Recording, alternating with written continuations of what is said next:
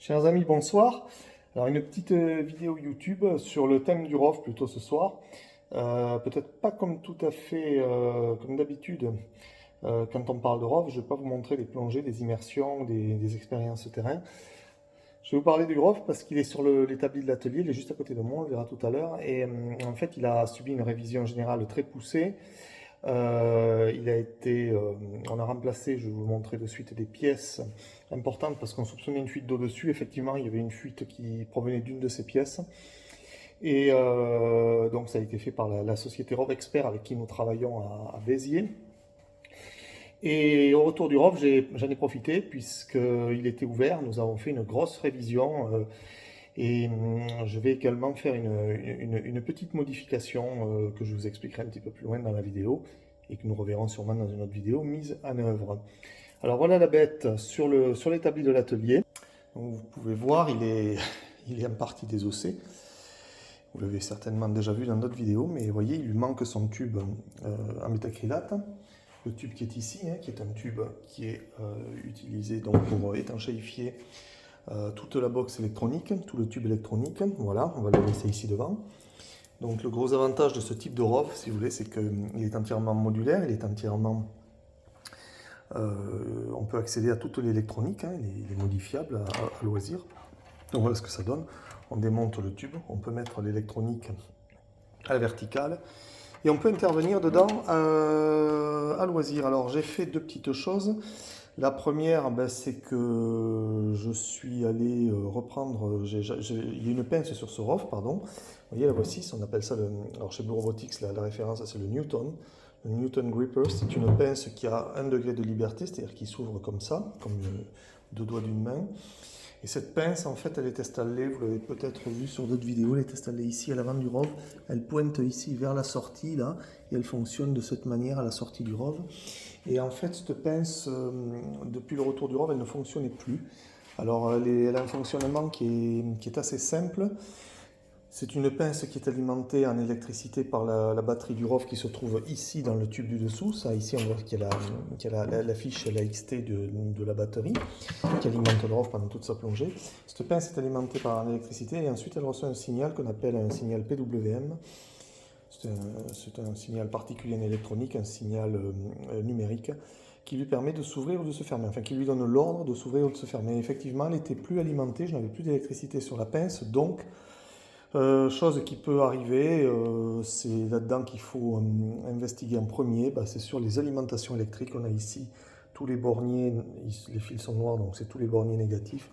Et de l'autre côté, vous avez de la même manière tous les borniers positifs. Ces borniers sont alimentés par la batterie et effectivement, c'est, je crois, celui-ci, un des premiers, le petit fil rouge là, que je manipule, qui était cassé à ras du bornier, ça ne se voyait pas. Et il se baladait cassé dans le tube du ROV. Alors, c'était pas un grand danger, mais par contre, ça n'alimentait plus la pince. Voilà. Donc là, on a retrouvé la panne. C'est quelque chose d'agréable, de sympa, parce que j'ai cherché pendant quelques heures. Je soupçonnais qu'il y ait un problème sur le moteur qui se trouve à l'intérieur de la pince. Cette pince, pour vous la faire simple, si ça vous intéresse, vous avez ici un moteur électrique, ici avec un réducteur. Et le reste, c'est une vis, en fait, une vis sans fin, qui vient faire sortir et rentrer un VRM mécanique. Il n'y a pas d'hydraulique dedans. Et ces moteurs sont réputés être fragiles. Ils n'aiment pas être forcés lorsque la pince arrive en butée. Alors il se peut qu'il grille, mais à l'ouverture, je l'ai ouvert, j'en ai profité pour réviser tous les joints. Il ne sentait pas le brûler, donc c'était plutôt bon signe. Voilà pourquoi j'ai cherché du côté de la panne électrique. Alors ce que je vais faire, c'est que je vais remonter la pince parce que c'est quelque chose de très rapide. C'est un système modulaire qui permet de fixer la pince au châssis du ROV. Je vais continuer la vidéo ensuite, vous montrer un petit peu la pince remontée. Et ensuite, je vous montrerai une petite modification qui va bientôt arriver. Je vous expliquerai avant ça, tant qu'il est ouvert, parce que c'est vraiment l'occasion ou jamais, quelles sont les différentes parties que l'on trouve là-dedans. Il a le ventre ouvert, on va pouvoir un petit peu le disséquer. Je vous expliquerai les grandes lignes de ce qu'on retrouve comme électronique là-dedans. Et vous allez voir, c'est pour ceux qui connaissent le drone et plutôt le drone construction autoconstruit, le drone construction amateur, vous allez retrouver certainement beaucoup de choses que vous connaissez. Voilà. Alors je vais remonter ma pince et puis je reviens vers vous tout de suite. Alors voilà, ça a été très vite fait. En réalité, il y a eu à peu près 1 minute et demie d'interruption. J'ai remonté ma pince dessous. Voilà comment ça se présente. La voici. Elle sort sur l'avant du rov, vous voyez. Alors là, elle est en position sortie. C'est une pince qui est posée sur un support ici, qui s'ouvre. Donc c'est pour ça que ça allait très très vite pour la remonter. Donc si je dévisse mon support ici, vous voyez, je peux venir la rentrer ou la sortir. Quel est l'intérêt de la rentrer? C'est que pour la manutention, elle ne dépasse pas devant et je ne l'abîme pas. Et ça me permet aussi d'ajuster la pince en fonction des travaux que j'ai à faire, parce que lorsque cette pince est sortie, vous voyez, elle se trouve dans le champ de la caméra qui est ici. Là, on voit la caméra et on voit un petit peu la pince dans la caméra, donc c'est pas forcément esthétique si on plonge pour faire de la prise de vue. Il me reste juste une chose à faire que j'ai pas fait, vous voyez le câble. J'ai pas fait le câble management, donc on va accrocher le câble ici dessous avec tous les autres câbles. Il y a beaucoup de câbles sont en rov, hein, et on va le fixer avec des colliers dont on voit d'ailleurs que j'avais coupé le collier pour le démonter à l'origine. Cette petite partie en résine, par curiosité, elle peut vous interroger. En fait, ben ça c'est les séquelles d'une... C'est la réparation sur les séquelles d'une coupure du câble par l'hélice qui est ici. Le câble est passé dans l'hélice, il a été simplement écorché, mais l'eau est rentrée dedans. Donc on a fait un petit moule cylindrique en résine de façon à combler la fissure avec de la résine, parce que c'est ce qui résiste quand même très très bien sous l'eau. Alors, rapidement, vous expliquer un petit peu ce qu'on trouve dans un rov, par exemple. Ça peut être intéressant de constater que c'est une machine qui, alors ce type de rov-là, qui est finalement pas si lointaine du fonctionnement d'un drone aérien, d'un drone autoconstruit, on dira, comme on connaissait à l'époque. Il y a quelques années, la plupart des drones étaient construits en amateur. Vous avez ici ce qu'on appelle un contrôleur de vol PICSOC. Alors là, il y a certainement beaucoup de gens qui connaissent. Tous les gens qui font du drone un peu amateur, de l'autoconstruction, du modélisme, ils doivent connaître ce que c'est ce petit boîtier noir. En fait, il intègre plein de choses, c'est très astucieux, c'est une machine fantastique, c'est un boîtier qui comprend tout ce qui va être unité électronique nécessaire au pilotage, à la stabilisation et à la réception des ordres de la radiocommande. Alors, il n'y a pas de radio sous l'eau, les ordres, on va le voir de suite après, ils passent par un fil, mais ce petit boîtier, le PICSOC, qui est très connu, il va recevoir des ordres via un câble pour le ROV, sinon via un récepteur radio pour les drones aériens. Et il va sortir notamment, vous voyez les fils blancs et noirs, là notamment, tout ça c'est des sorties vers les moteurs. Il pilote chaque moteur individuellement. Alors, il y a 8 moteurs sur le mien. Et puis il va sortir aussi, vous voyez le fil jaune, il y a d'autres fils cachés derrière. Mais le jaune, par exemple, on le voit bien parce que je l'ai sorti, c'est le fil de la pince. C'est lui qui pilote la pince. Il est capable aussi de piloter des périphériques comme la lumière, la pince, tous des accessoires comme ça. Et ce PICSOC, en fait, ce qui est super, c'est qu'il intègre en lui une centrale inertielle gyroscopique. Donc il est capable de stabiliser la machine, de la stabiliser en tangage, en roulis, de manière à ce qu'elle reste le plus à plat ou dans la position donnée par son pilote. Il est également capable... Alors ici, il va mesurer uniquement la profondeur via un profondimètre ici. Il y a un petit instrument profondimètre, mais sinon il est capable de mesurer l'altitude via un senseur. Il est capable de mesurer beaucoup de choses en fait sur la machine. On voit qu'il y a plein de ports qui sont libres devant, que moi je n'occupe pas bien sûr, je ne m'en sers pas. Et là je rentre avec un port de température et de pression pour connaître la pression et la température de l'eau en profondeur. Voilà. Derrière, je vous ai dit que ce ROV était piloté non pas par radio, mais par un câble. Vous voyez, c'est ce câble, ce qu'on appelle le tether ou l'ombilic, il est branché à une prise ici. C'est ni plus ni moins qu'un câble Ethernet. En fait, on arrive avec 4 paires. Alors j'utilise 2 paires pour le transport du signal. Donc dedans, vous avez un simple câble qui arrive un petit peu comme sur un câble Ethernet d'ordinateur, qui vient arriver ici en bas, on ne le voit pas bien, sur ce bornier vert, sur ce PCB, sur cette carte, qui n'est ni plus ni moins qu'un Raspberry Pi. Alors je crois que j'ai le Pi 3 moi, il y a des versions avec le Pi 4, le Pi 4B, puis maintenant il y a les Pi 5 qui sont sortis, peut-être qu'on le remplacera à terme. C'est un Raspberry Pi. Pour les gens qui ne connaissent pas trop le Raspberry Pi, que ça intéresserait rapidement, c'est une sorte de micro-ordinateur, on va dire, de toute petite taille. Vous voyez, il a des sorties, il a des entrées Ethernet, il a des sorties USB et HDMI. Il est capable par exemple de gérer le Raspberry, vous voyez, il me gère la nacelle et la caméra. Alors, la caméra ne bouge qu'en pitch, en pas comme ça, de haut en bas, mais c'est le Raspberry qui la gère. Et le Raspberry, en fait, il sert d'interface entre mon arrivée ici, mes ordres, ou la remontée de la data vidéo. Et il va recevoir tout ça, et c'est lui qui va ensuite envoyer ceci, via ces câbles, sur le contrôleur, et dire au contrôleur, ben voilà ce que veut le pilote en surface, il veut que tu avances plus ou moins vite, ou que tu montes, c'est à toi de gérer maintenant les moteurs, et d'envoyer la puissance plus ou moins à chaque moteur. Lorsque les ordres sortent par ces petits fils blancs et noirs pour aller au moteur, ils vont venir piloter ce qu'on appelle des ESC, c'est-à-dire ces pièces ici, il y en a comme sur les drones aériens. Electronic Speed Controller, c'est-à-dire ce sont des variateurs de vitesse, des contrôleurs électroniques de moteur brushless. Et ces ESC, en fait, alors là, il y a des câbles de fort diamètre, vous voyez, parce qu'en fait, ils gèrent une puissance importante.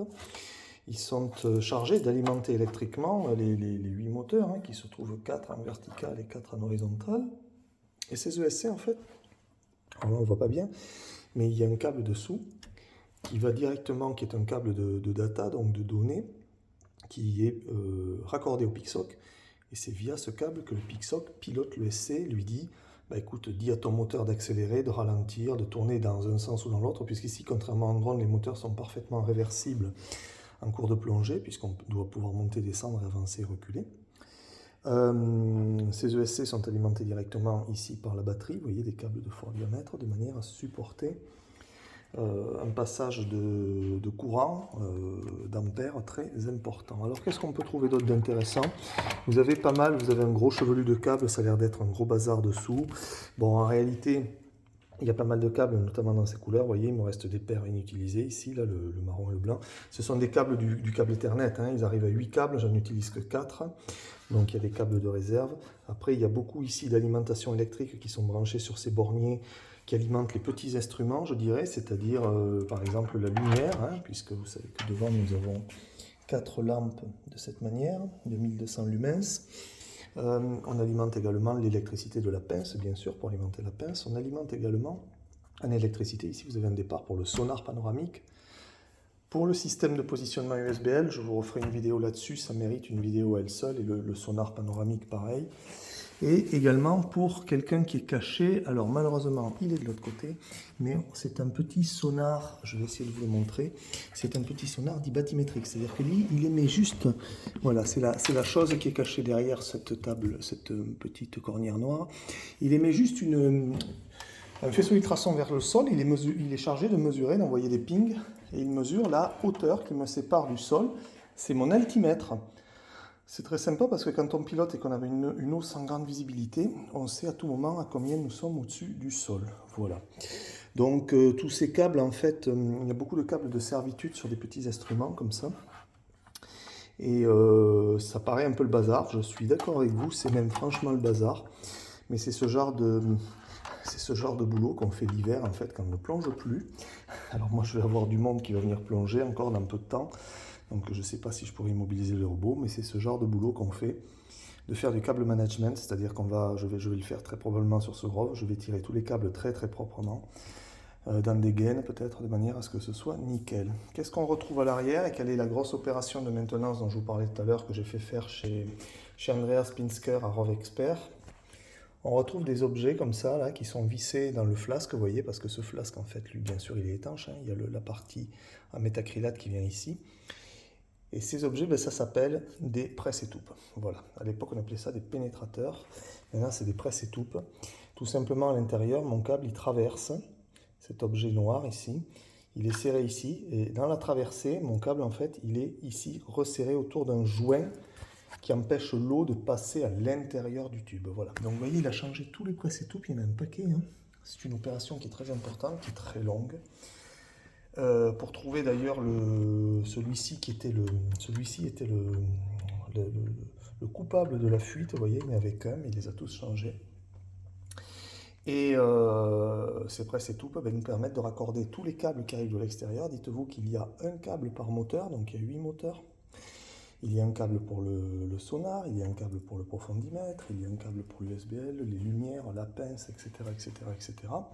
Et encore, ce ROV n'a qu'une caméra, il pourrait en avoir 2.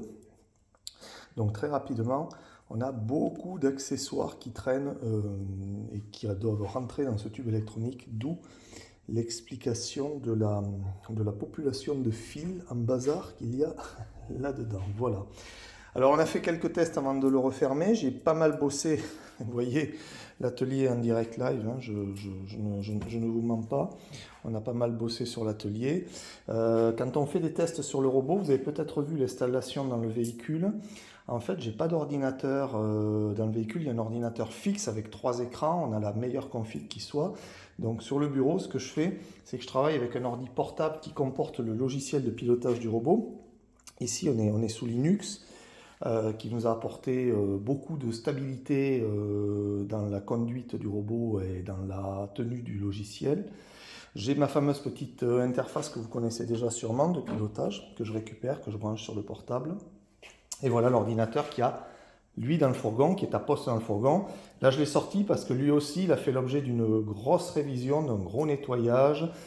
Et il est passé lui aussi sur Linux. Alors là, pour les amateurs Linux, je ne suis même pas sur un dual boot, sur un monodisque, je suis un double disque et on a un double système, on a un OS Windows qui ne va plus me servir à grand chose. Et on a l'OS Linux, j'ai Ubuntu 22.04. Et donc j'ai un double disque et je boot sur le disque qui me convient. Et là, tous les logiciels du ROV ou presque sont sur Linux, sur Ubuntu. Donc on bosse sur Linux. Voilà. Ceux qui ne sont pas connaisseurs de Linux, c'est...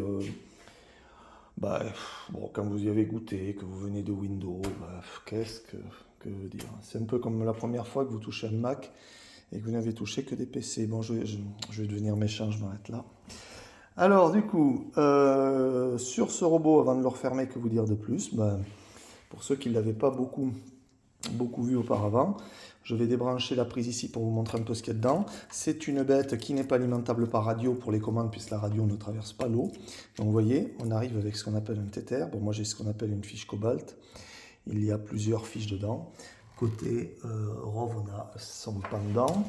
Et j'ai derrière cette fiche, évidemment, vous voyez, j'arrive sur un rouleau de 250 mètres qui va suivre le ROV à tout instant lors de sa plongée. Voilà. Et pour l'alimenter, parfois j'ai des questions fort à propos. On me demande, mais il est alimenté depuis la surface ou pas? Alors, sachez que c'est possible. Cette catégorie de ROV, à partir de cette catégorie-là d'ailleurs, et dans cette marque notamment, on peut alimenter le ROV depuis la surface. Ça coûte très cher. C'est pas un luxe, disons, de le faire payer très cher pour le plaisir, c'est que le système est réellement complexe et relativement lourd à installer, donc quand on peut, on s'en passe. Et à ce titre, voilà ce qui se passe, c'est que nous avons une batterie. Vous avez là les batteries, vous voyez. Alors c'est des grosses batteries, hein, c'est pas comme le drone. Alors vous allez peut-être reconnaître sur celle-ci, on voit mieux l'étiquette, les dronistes. Vous allez reconnaître quelques indications. Regardez, c'est bien une batterie lithium, mais attention, c'est une lithium-ion, c'est pas tout à fait la même chose. C'est-à-dire qu'elle a une valeur de tension un poil plus élevée en fin de charge. Elle fait 18 ampères-heure. Dites-vous que la plus grosse des batteries que j'ai sur mes appareils aujourd'hui, c'est 7 ampères 10 sur les drones. Là, on est à 18 ampères-heure. Et c'est une batterie qui est en 4S. Alors vous allez me dire, c'est quand même curieux, une batterie en 4S. Alors ça confirme bien qu'elle est en 4S, elle est bien à 14 volts 8, vous voyez, 18 ampères. Donc elle délivre 266 Wh, P égale 8. Et on voit bien que c'est une 4S, c'est indiqué ici. Et en fait, ça peut vous paraître étrange, c'est une très grosse batterie pour une 4S. Quand on voit une 4S, c'est une batterie de Phantom, pour ceux qui connaissent par exemple. C'est du volume d'une batterie de Phantom. Et bien en fait, ces batteries sont un peu particulières parce que si vous regardez bien, c'est un peu mieux indiqué ici. 4S 6P. C'est-à-dire, si vous vous souvenez du cours en théorie sur les batteries, c'est une batterie dite mixte. C'est-à-dire que j'ai certes 4 éléments en série, donc 4 fois 3 volts 7, mais fois 6. Voilà pourquoi j'ai une batterie très volumineuse et très lourde. Elle est lourde, hein, elle fait près de 3 kg. Donc les P amènent en parallèle beaucoup d'ampères, hein, vous voyez, 18 au total, et ça m'amène de l'autonomie. Voilà, une certaine durabilité aussi, une certaine stabilité à la batterie, voilà. Donc c'est une batterie qui n'a pas besoin d'être extrêmement puissante, par contre par rapport à nos batteries de drone, excusez-moi, une batterie extrêmement efficace en décharge. Quand vous voyez ce qu'on appelle le facteur C, vous savez, peut-être vous vous en souvenez sur les batteries, c'est cette lettre qui vous dit, si par exemple on vous parle de 30C, c'est 30 fois la capacité en décharge instantanée. Elle peut délivrer tant de courant instantanément avant de brûler. Mais celles-ci sont toutes petites, elles sont à 7C. Sur nos drones, hein, même si vous prenez les actuels Mavic 3, etc., vous êtes plutôt sur des batteries à 30, 40C, voire 50C. Voilà, on est à 7C, c'est tout petit, c'est-à-dire que cette batterie n'est pas faite pour admettre un fort drainage de courant, mais c'est tout à fait normal puisque le ROV ne peut pas le faire et n'a pas vocation à le faire. Voilà. Donc c'est une batterie qui fait 18 ampères, qui se charge, qui est recommandée de charger à 10 ampères, vous voyez. Donc elle va mettre 2 heures à être chargée à peu près, alors en réalité un petit peu plus puisque la courbe de charge n'est pas linéaire. Voilà, comme toutes les batteries, elle a une prise comme ça et elle a la fameuse prise d'équilibrage qui va permettre à la charge d'équilibrer les cellules entre elles. Voilà, donc on met cette batterie là-dedans et on va monter la batterie en fait dans un tube qui est dessous. On ne le voit pas bien à cause des câbles, mais voilà, j'ai mis la batterie dans un tube ici au fond et la batterie en fait va être enfermée dans son tube qui est étanche, bien entendu, et on va refermer cette porte devant le tube. Et elle va être alimentée, elle va alimenter le ROV, pardonnez-moi, pour à peu près de 2 à 4 heures en fonction de l'utilisation. Si je laisse le ROV sur le fond pour filmer, que je le pose et que je désarme les moteurs et l'électronique, juste un retour image, je peux la faire tourner presque 6 à 7 heures. Si je le manipule de façon assez sportive, on va dire, et qu'il y a du courant, ça durera 1h30. Voilà. Ben, écoutez mes chers amis, j'ai fait le tour, je vous ai montré un petit peu l'intérieur de la bête, le ventre ouvert, ce genre de choses par exemple, parfois on peut se demander ce que c'est. C'est ni plus ni moins qu'une multiprise en fait, hein. On vient brancher dessus des accessoires comme le sonar, les choses comme ça, et c'est chargé d'amener le signal sur le PIC-SOC ici, vous voyez, ça aussi c'est une sorte de connecteur. Voilà, on trouve quelques petits éléments comme ça supplémentaires à l'intérieur. Et je vous montrer quelque chose d'inhabituel pour nous, les dronistes, que vous ne connaissez pas. Il y a un petit composant très curieux. Alors à l'avant, on a une caméra, hein, c'est une petite caméra Sony Low Light qui fonctionne très très bien en basse lumière. Et regardez ce petit composant. Alors je suis désolé, je tiens en même temps la caméra, je vais essayer de vous mettre le doigt dessus. Ce petit composant bleu là, vous voyez, au bout de mon doigt. Alors je triche, hein, je vous appelle ça un composant. En fait, il y en a un ici. C'est pas un composant. Regardez, il y en a un dessous, là, sous le ventre de la bête. Vous en avez un dessous, ici. Hop, au centre de l'écran, voilà. Cette petite pastille bleue. Alors, en fait, c'est un composant de très, très, très haute technologie. Ça s'appelle un petit bout d'éponge. C'est ni plus ni moins que de l'éponge, en fait, comme une éponge de vaisselle. Très sèche, très compressée. Elle est toute petite, elle fait la taille d'un confetti, hein. Et si vous regardez bien, dans cette éponge, regardez ce que j'ai fait. J'y ai planté 2 électrodes. C'est simplement 2 fils qui se terminent par un petit morceau de métal rigide, comme une aiguille, hein, que j'ai planté. Et ces 2 électrodes ne se touchent pas, bien sûr. Elles sont séparées de 2 mm normalement. Et j'ai planté ces 2 électrodes dans cette éponge. Et cette éponge, ben, c'est ni plus ni moins qu'un détecteur d'humidité. Alors d'humidité, plutôt d'infiltration d'eau. Si jamais de l'eau s'infiltre, normalement, s'il est dans cette position, ce qui est sa position naturelle, vous voyez, les éponges sont situées plutôt en partie basse, hein, ben, elles vont être les premières, avant même l'électronique, à recevoir de l'eau. Et ce qui va se passer, c'est que ces éponges, dès qu'elles vont être mouillées, elles vont stocker l'eau, elles vont gonfler, et elles vont devenir conductrices d'électricité. Et comme il y a un petit courant de 3 volts qui circule dans les électrodes, ça va me fermer en contact, ça va m'avertir en surface que j'ai une infiltration d'eau indésirable. Voilà, ça s'appelle un détecteur de fuite, leak detector, et c'est retourné en surface. Et je peux vous dire une chose, au début on n'y fait pas attention, quand on monte le ROV on se dit oh, on le met parce que bon, pour conjurer le sort, n'est-ce pas? Ça m'a sauvé la vie du drone, mais réellement au moins à 3 reprises.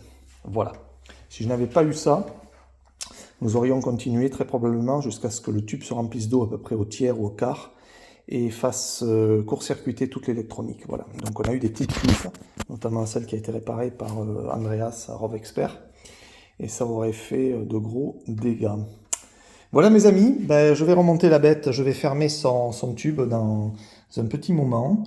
Et puis, dès que je ferai des essais, ou lorsque je la testerai avec l'ordinateur qu'il y a dans la station de pilotage du fourgon et sur un plan d'eau, je vous referai une petite vidéo pour vous expliquer un petit peu mieux toutes les fonctions, tout ce qu'on va trouver sur l'interface de pilotage. Je vous souhaite une bonne soirée et je vous dis à très bientôt.